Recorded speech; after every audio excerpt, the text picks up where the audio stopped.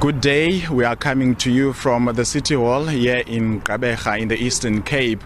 This is where we're reflecting on the year that was during this time of festive season in the municipality and how the economy has been doing, knowing that for the past 2 years there have been COVID-19 restrictions where people could not go to wherever they want to. So for the first time this starting this last year to this festive season, people were able to flock into the beaches of the metro and different parts, going to the restaurants and all that in the metro. Now we are reflecting on that and checking on how was this helped in terms of improving the economy of the metro. We are joined by the Nelson Mandela Bay Metro Deputy Mayor Khusta Jack. Mr. Khusta, thank you very much for your time, sir. Firstly, how would you say and describe this time of the year for the metro?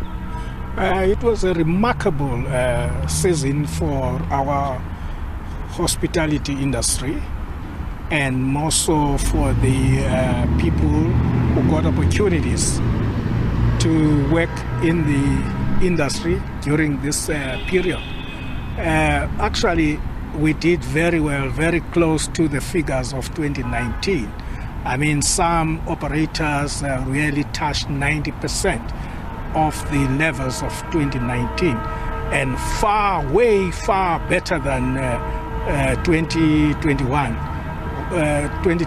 which shows a remarkable growth, and that all came as a consequence of a comprehensive plan and strategy to make sure that we attract tourists, especially domestic tourists in the country, given that we beefed up our security and safety, and as a result that we're very proud and can brag about the fact that there were actually up to now no known acts of crime, violence, especially on our tourist spots. So which means that our entire collaboration of private and public and volunteers and the Nelson Mandela people working to make the place safe and clean for tourists, it paid dividend to the residents of the metro, and we are looking forward to pick up on that coming year.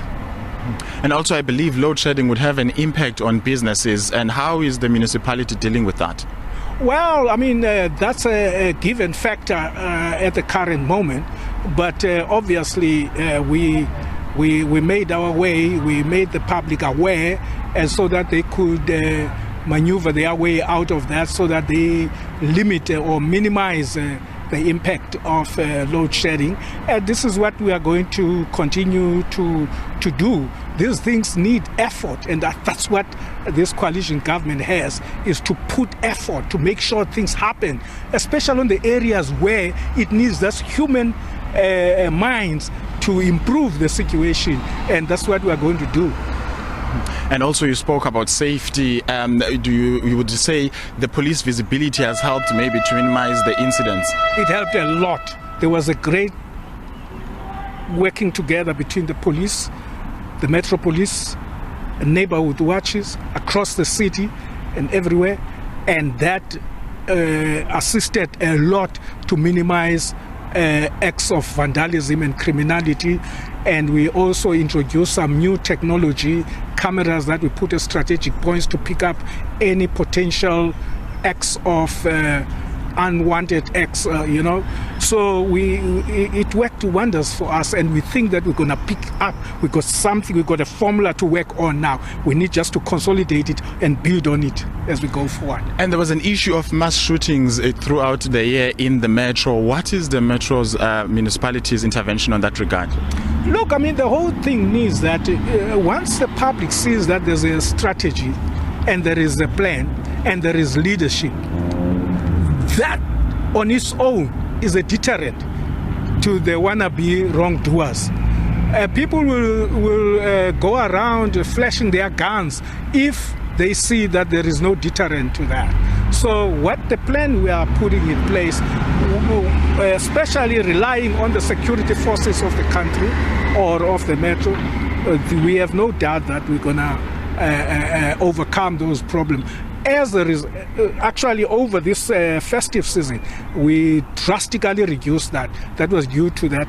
That is why I'm saying we need sustainability and continuity of that plan and strategy and approach, so that we do not allow a gap.